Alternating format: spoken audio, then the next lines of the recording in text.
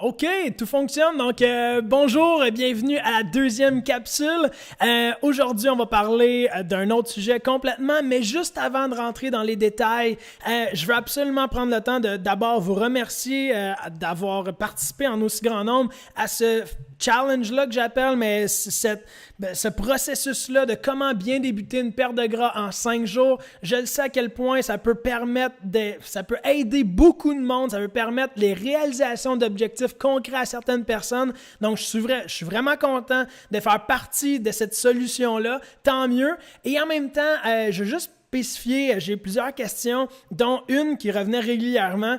Les objectifs que vous avez inscrits sur votre feuille et les réponses que vous avez répondues sur votre feuille, vous devez la mettre sur votre frigidaire ou à quelque part où vous allez pouvoir voir ça à chaque jour. C'est ce qui va vous permettre d'avancer continuellement. Si vous mettez la feuille dans les poubelles ou à une place que vous ne la voyez pas, malheureusement, ça ne va pas vous motiver assez pour garder le focus. On le sait à quel point la force mentale est tellement importante en entraînement. Ça a peut-être l'air de rien, mais souvent vous allez passer à travers certaines montagnes russes, certains temps sombres, certains temps super le fun, mais ça ne veut pas dire que ça va toujours être rose la route pour vous rendre à vos objectifs. Donc le fait d'avoir vraiment toujours en tête et toujours écrit visuellement vos objectifs, où vous vous voyez quand vous allez atteindre vos objectifs, où vous voyez si vous n'atteignez pas vos objectifs, wow, ça fait en sorte que vous allez garder le cap et ça va rehausser nettement votre motivation pour atteindre votre objectif ultime d'être en meilleure santé maintenant et dans votre avenir.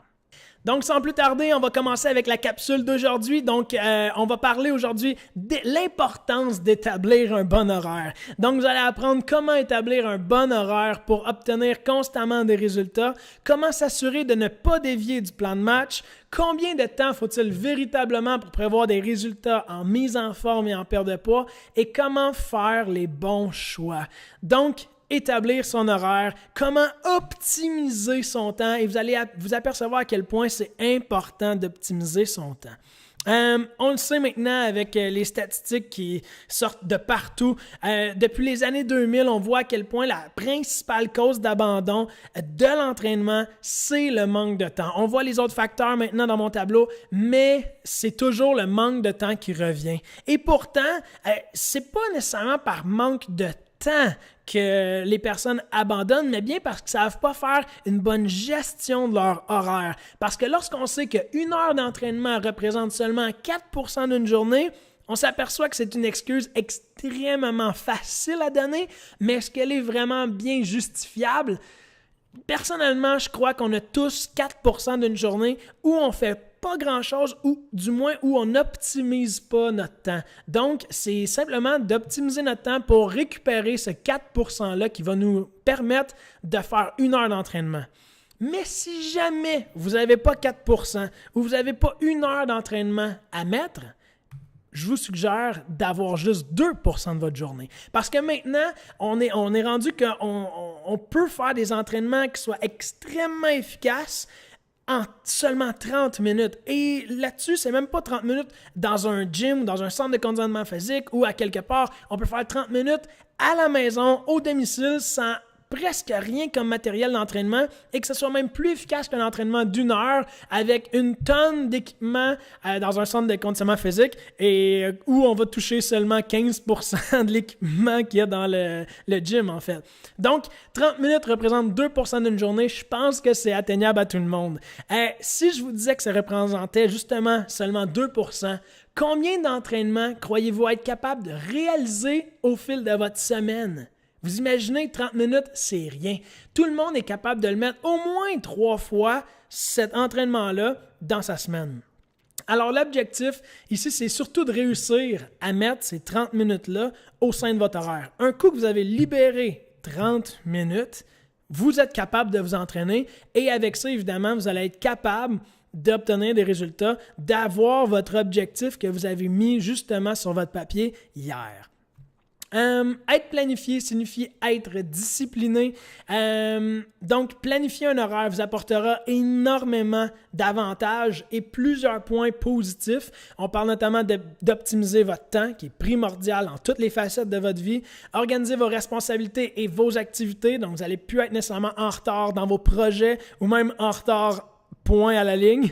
Ça va rendre votre entraînement régulier. Ça va également apporter une stabilité dans votre alimentation et ça va vous faire prévoir un temps pour préparer les repas d'avance. Ça, on va y toucher un petit peu aujourd'hui et on va y revenir un petit peu plus demain dans notre capsule d'alimentation.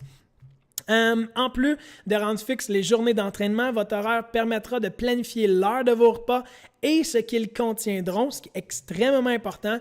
De cette façon, vous éviterez deux immenses problèmes causant généralement une augmentation de poids, donc un surpoids en fait, qui est une alimentation qui n'est pas régulière et une alimentation peu équilibrée et non saine. On sait à quel point ces deux problèmes-là sont vraiment majeurs dans la majorité des cas. La plupart des personnes qui viennent nous rencontrer, c'est ce qu'ils nous disent. Ils ne mangent pas à des heures régulières et leur alimentation, oui, des fois, n'est pas si mauvaise que ça, mais n'est pas équilibrée. Donc, évidemment, dès qu'on n'est pas équilibré, notre organisme ne fonctionne pas bien. Il opte souvent pour un phénomène de ration et à ce moment-là, on accumule les adipocytes, les cellules adipeuses, donc le gras, il s'accumule et c'est là que le mauvais cercle vicieux embarque en fait. Donc, être planifié signifie être discipliné. Vous allez pouvoir, je vais y arriver tantôt, mais si on regarde l'horaire qui est devant votre écran présentement, c'est le style d'horaire que vous devriez avoir en fait à chaque semaine. Certains d'entre vous ont déjà des agendas, ça c'est excellent. Là, dans un agenda ou sinon même à cette heure vous pouvez en trouver sur Internet, vous devriez inscrire toutes les tâches ou les activités que vous devriez faire et inclure également les séances d'entraînement. Personnellement, je surligne toujours en jaune mes séances d'entraînement pour qu'ils ressortent du lot, pour que je vois clairement que l'entraînement appartient à une journée et non à un certain temps. Donc, ce que je veux dire par là, c'est que l'erreur classique, c'est de dire que « Ah, parfait, je ferai mon entraînement demain » ou après-demain. Mais rendu demain, ça vient après-demain, puis après-après-demain. Rendu là, il n'y a plus vraiment de notion de temps lorsqu'on parle de demain ou après-demain. Il faut parler en termes de journée. Lorsqu'on sait qu'on s'entraîne le lundi, le mercredi, le vendredi et par exemple le dimanche, alors là, il ne s'agit plus juste de demain ou après-demain. On n'a pas le choix, c'est lundi l'entraînement, c'est cédulé à notre horaire, on le fait et c'est tout. Et en plus, on a un laps de temps qui est prévu pour ça.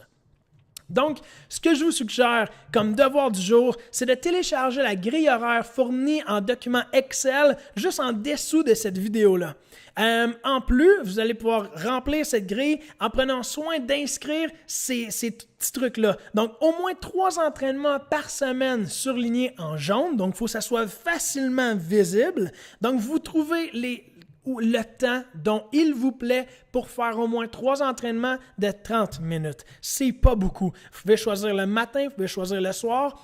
Habituellement, pour les personnes qui commencent, c'est mieux le matin parce que ça les force à se lever un petit peu plus tôt et le soir, on a beaucoup de distractions. Par contre, allez-y selon votre horaire. Je ne la connais pas par cœur. Donc, allez-y avec qu'est-ce qui va vous sentir, qu'est-ce qui va vous motiver le plus et où vous avez le plus de temps, évidemment. Ensuite, je veux que vous inscriviez l'heure à laquelle vous mangez vos repas. Ensuite, je veux vous inscriviez ce que vous mangez à chacun des repas.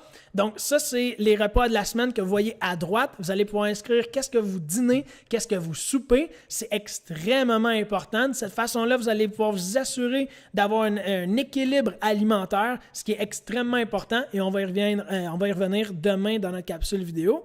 Et ensuite, je vais vous inscrire toutes vos responsabilités connexes. À ce moment-là, vous allez pouvoir voir s'il y a peut-être des responsabilités qui sont peut-être pas si nécessaires que ça, ou du moins, vous allez pouvoir optimiser le temps à faire ces responsabilités-là. Maintenant, tout ce qui va vous rester à faire, c'est d'imprimer cet horaire-là et la mettre à côté de vos objectifs que vous avez écrits hier et de la mettre sur votre frigidaire. En résumé, aujourd'hui, vous avez appris comment établir un bon horaire pour optimiser des résultats.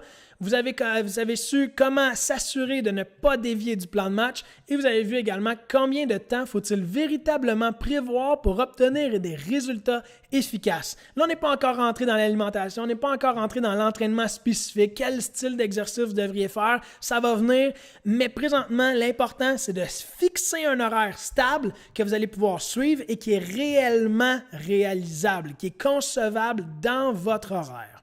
Maintenant, pour demain, la capsule qui va être présentée, ça va être concernant l'alimentation. Donc, vous allez apprendre quelle alimentation opter lors d'une perte de gras. Est-ce que les diètes et les régimes sont nécessaires? Wow, j'entre dans tout un sujet rendu là.